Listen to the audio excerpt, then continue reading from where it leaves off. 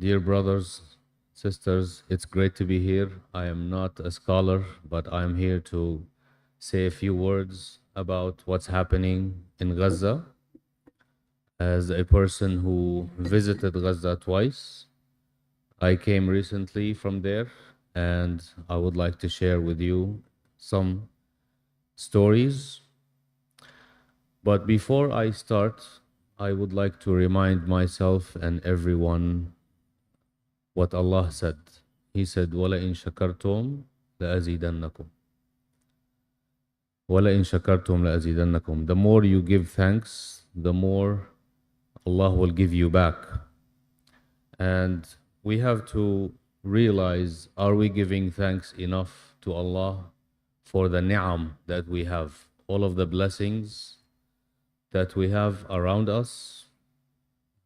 You go home and you sleep, you have a roof on top of your head.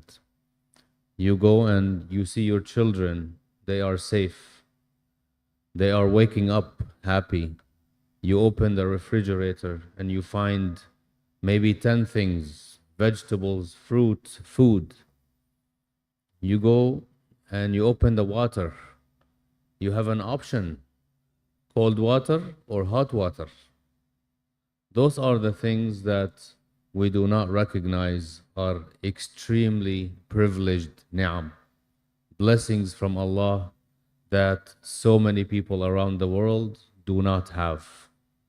And I have seen it with my own eyes. When I visited Gaza, I was walking and I see people waiting in line. And they were waiting for some water because the fresh water tank comes only once a week. And I asked the lady with the children, how do you manage throughout the other week, like in the days? And she says, we drink salt water. That's all they have because they get 20 liter per week for drinking and they use it in 2 days maybe for only drinking. Everything else is used salt water. And I said, Ya Allah, what is this? And the babies were crying and she said, look at this. She is 1 year old and she's refusing to drink the salt water. So we keep giving her until she drinks it. And I look at myself and say, what world are we living in? People now and kids, we were walking around the hospital and they come to me and they say, can I whisper something in your ear? So what would you think they will tell you? They will tell you, give me money or something, right? That's what they want. And no, they're like, come close. And I go close and they say, can you give me shoes? Can you give me slippers? And I looked at their feet and they're all barefoot. I didn't look at first, only to realize that all of the kids do not have shoes. They are barefoot, walking like this. And this instance kept repeating. Almost every day we get asked 5, 10 times, do you have shoes? Do you have any slippers? Because when they were displaced, they walked so long that their slippers no longer could sustain. And they obviously broken down.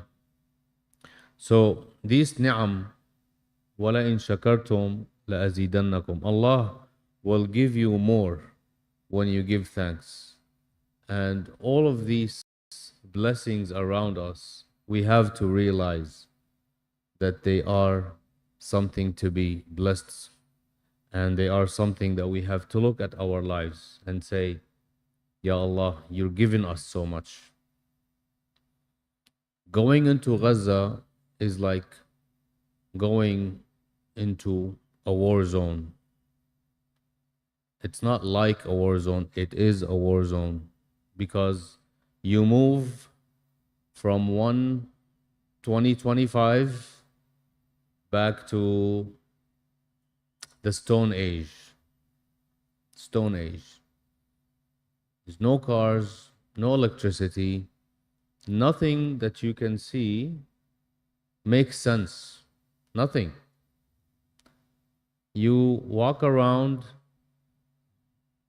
people are desperate. But the most crucial thing in people's eyes is the hope that is fading. They are losing hope, unfortunately. Um, our I work for an organization called Rahma Worldwide, and we try to deliver aid and we deliver food, shelter items, and medical assistance. And one of the managers, our manager, he was building his house for 13 years. He kept building the house, you know, salary and savings and borrowing money from friends and vendors. He finished the house October 1st of 2023. And we had a small celebration. He had, brought the animal and he slaughtered, and it was very nice moment for him moving into the new house. He lived in the house for 3 weeks because on the 7th of October, things started. And 2 weeks later, they gave him notice. They said, your house, actually, your entire village is not going to be safe. You need to move. He moved out. He took one of the tents that we provided to people. So he and 7 of his family members are living in that tent. His house was completely demolished. Completely. So you hear all kinds of stories, but one story that really struck with me, that was last week, about 10 days ago.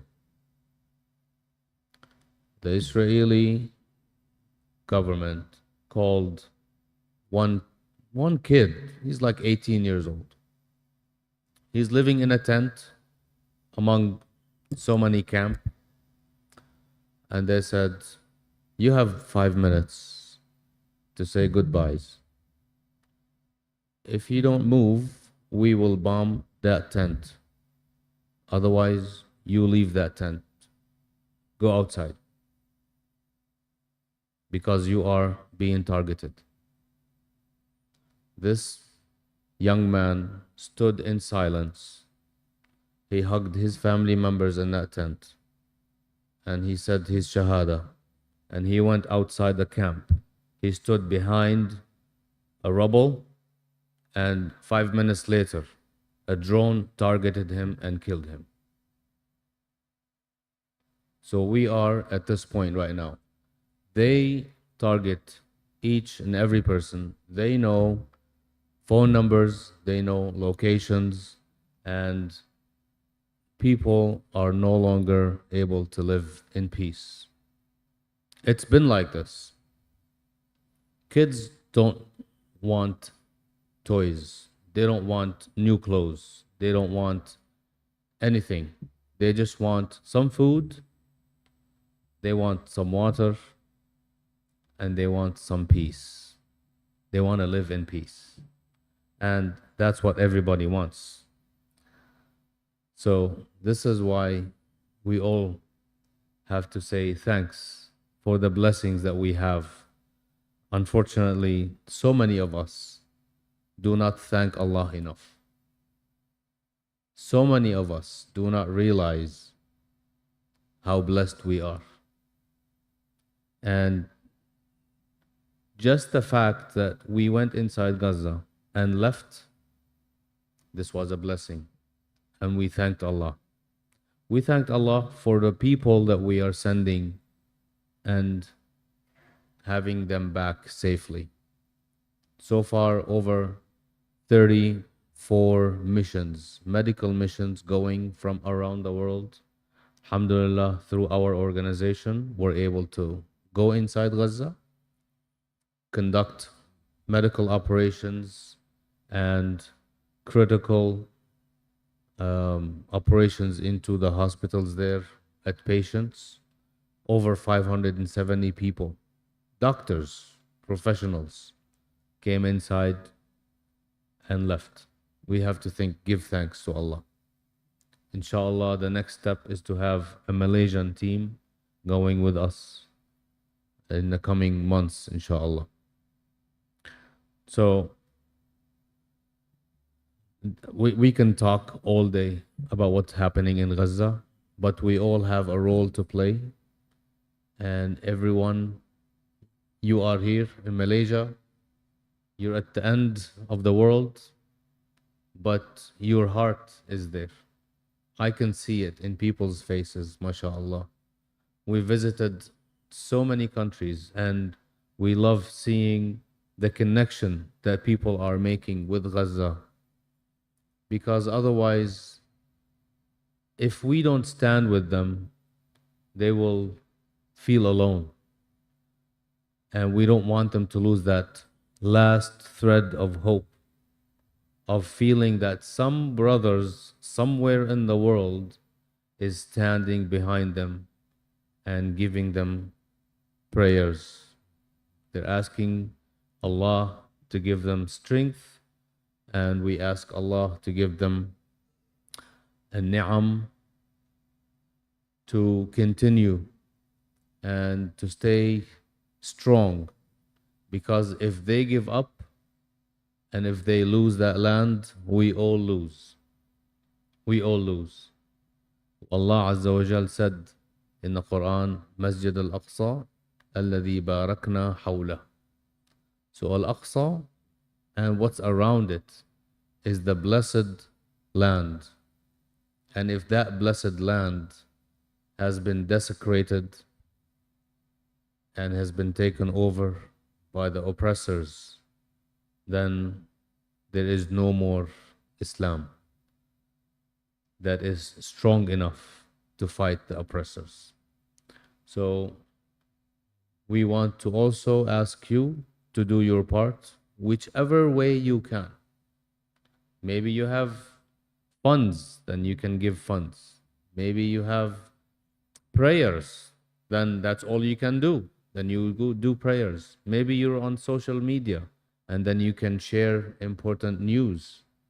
Maybe you just want to talk to your children and talk to them how life is and how life is going on for the children around the world in Gaza and in Syria and in Yemen and other places. So, Allahumma ij'alna min ash-shakirin kama an'amta alayna faj'alna mimman yun'amu alayhi wa ala ghayrihi. Allahumma kun ma ahlana fi Gaza. Allahumma ishfi jarhahum wa at'im ja'i'ahum wa amin raw'atihim waj'alna sababan fi raf'i al-bala'i anhum ya rabbal alamin. Wassalamu alaykum wa rahmatullahi wa barakatuh.